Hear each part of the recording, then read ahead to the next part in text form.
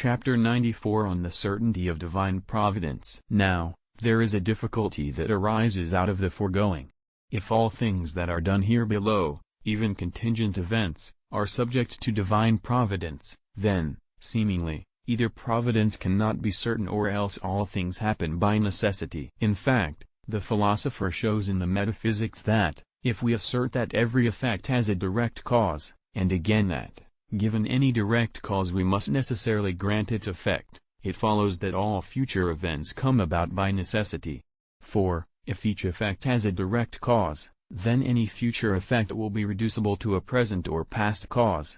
Thus, if we ask whether a certain man is to be killed by robbers, the cause preceding this effect is his encounter with the robbers, and, in turn, another cause precedes this effect, namely, the fact that he went out of his home. Still another precedes this, that he wished to look for water, and a cause precedes this, namely, his thirst, and this was caused by the eating of salted foods, and this eating is going on now, or it was done in the past.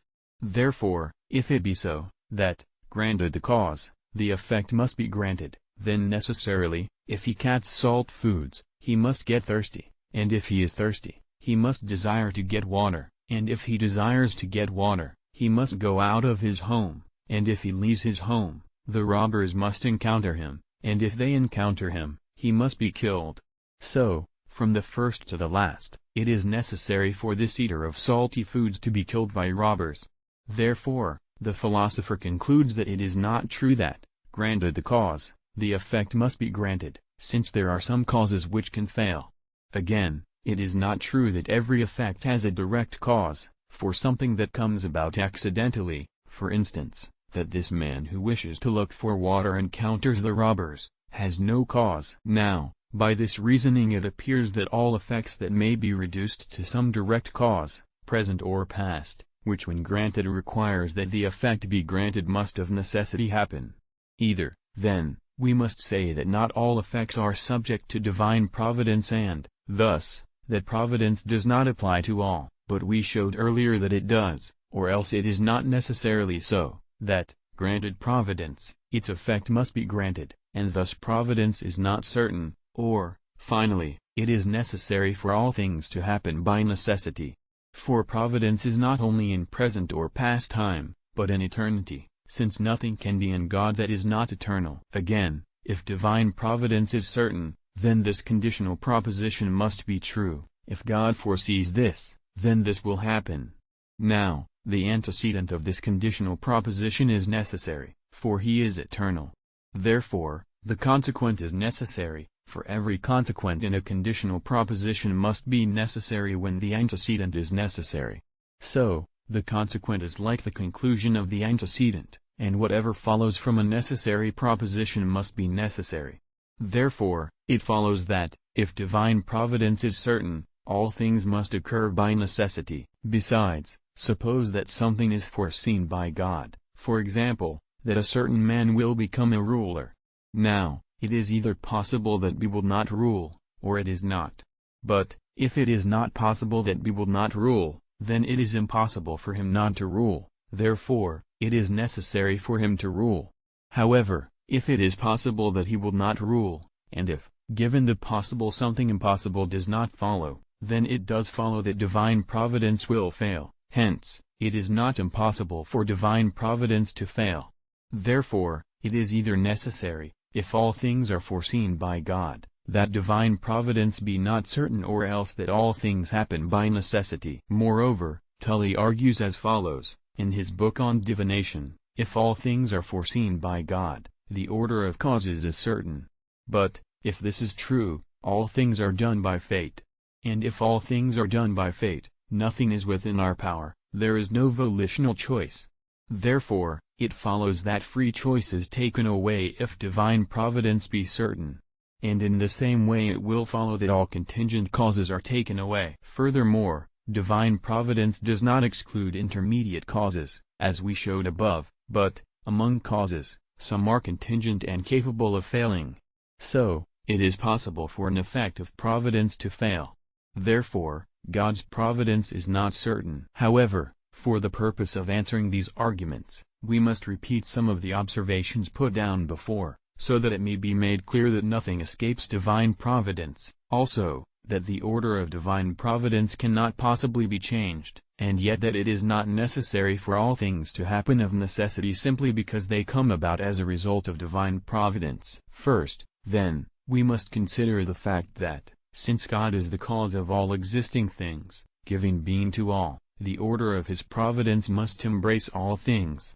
Indeed, on the things on which he has lavished being he must also lavish preservation and guide them toward perfection in their ultimate end. Now, two things must be considered in the case of any provident agent, namely, premeditation of the order, and the establishment of the premeditated order, in the things that are subject to providence.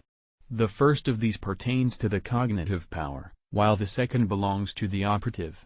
Between the two there is this difference: in the act of premeditating the order, the more perfect that providence is, the more can the order of providence be extended to the smallest details. The fact that we are not able to think out, ahead of time, the order of all particular events in regard to matters to be arranged by us stems from the deficiency of our knowledge, which cannot embrace all singular things. However, the more a person is able to think ahead about a plurality of singular things, the more adroit does he become in his foresight, while the man whose foresight is restricted to universals only participates but little in prudence. Now, a similar consideration can be made in regard to all the operative arts. But, in regard to imposing the premeditated order on things, the providence of a governing agent is more noble and perfect the more universal it is and the more it accomplished his premeditated plan by means of a plurality of ministers, because this controlling of ministers occupies an important place in the order that pertains to foresight. Moreover, divine providence must consist in the highest Ptyon, since he is absolutely and universally perfect, as we showed in Book 1.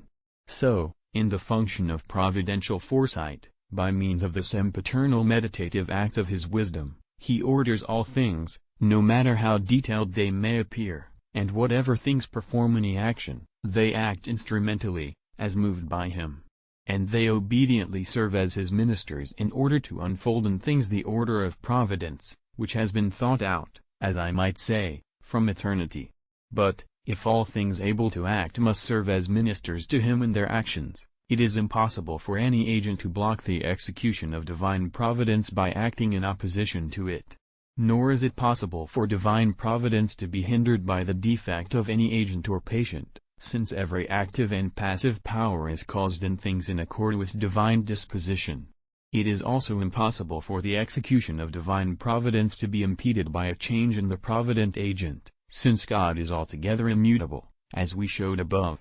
The conclusion remains, then, that divine foresight is utterly incapable of being frustrated. Next, we must consider that every agent intends the good and the better, insofar as he can, as we showed above. But the good and the better are not considered in the same way, in the whole and in the parts. For, in the whole, the good is integrity, which is the result of the order and composition of its parts. Consequently, it is better for there to be an inequality among the parts of the whole, without which the order and perfection of the whole cannot be, than for all its parts to be equal, even if each of them were to exist on the level of the most important part. However, if the parts are considered in themselves, each part of a lower grade would be better if it were on the level of the higher part. This is exemplified in the human body. In fact, the foot would be a more worthy part if it possessed the beauty and power of the eye, but the whole body would be more imperfect if it lacked the functioning of the foot. Therefore, the intention of a particular agent tends toward a different objective from that of the universal agent. Indeed, the particular agent tends to the good of the part without qualification, and makes it the best that it can, but the universal agent tends to the good of the whole. As a result, a defect which is in accord with the intention of the universal agent may be apart from the intention of the particular agent.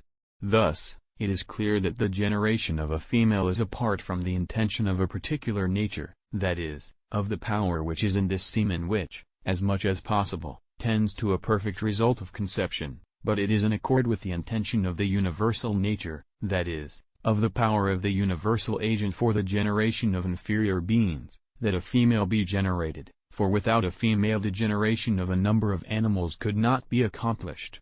Similarly, corruption, decrease, and every defect pertain to the intention of the universal nature, but not of the particular nature, for each thing avoids defect, and tends to perfection, to the extent that it can.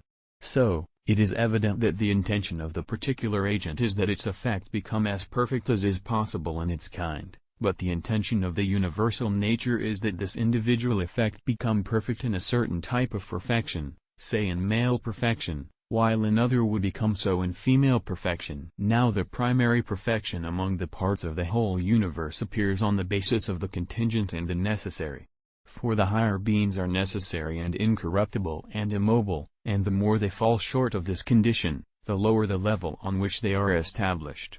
Thus, the lowest things may be corrupted even in regard to their being, whereas they are changed in regard to their dispositions, and they produce their effects not necessarily but contingently. So, any agent that is a part of the universe intends as much as possible to persevere in its actual being and natural disposition, and to make its effects stable. However, God, who is the governor of the universe, intends some of his effects to be established by way of necessity, and others contingently. On this basis, he adapts different causes to them. For one group of effects there are necessary causes, but for another, contingent causes.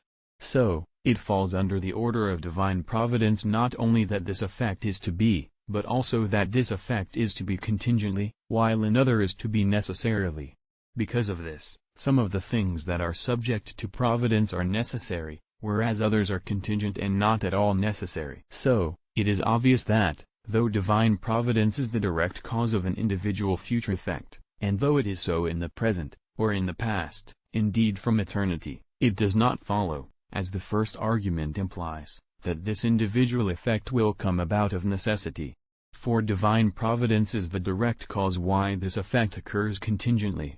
And this cannot be prevented. From this it is also evident that this conditional proposition is true. If God foresees that this event will be, it will happen, just as the second argument suggested. But it will occur in the way that God foresaw that it would be. Now, he foresaw that it would occur contingently. So, it follows that, without fail, it will occur contingently and not necessarily. It is also clear that, if this thing which, we grant, is foreseen by God as to occur in the future belongs in the genus of contingent beings, it will be possible for it, considered in itself, not to be, for thus is it foreseen, as something that is contingent, as able not to be. Yet it is not possible for the order of providence to fail in regard to its coming into being contingently. Thus the third argument is answered. Consequently, it can be maintained that this man may not become a ruler if he be considered in himself, but not if he be considered as an object of divine foresight. Also, the objection that Tully offers seems frivolous, in view of the foregoing. Indeed, since not only effects are subject to divine providence, but also causes and ways of being, as is obvious from what we have asserted before, it does not follow that, if everything be done by divine providence, nothing is within our power. For the effects are foreseen by God, as they are freely produced by us. Nor can the possibility of failure on the part of secondary causes, by means of which the effects of providence are produced, take away the certainty of divine providence, as the fifth argument implied. For God himself operates in all things, and in accord with the decision of his will, as we showed above.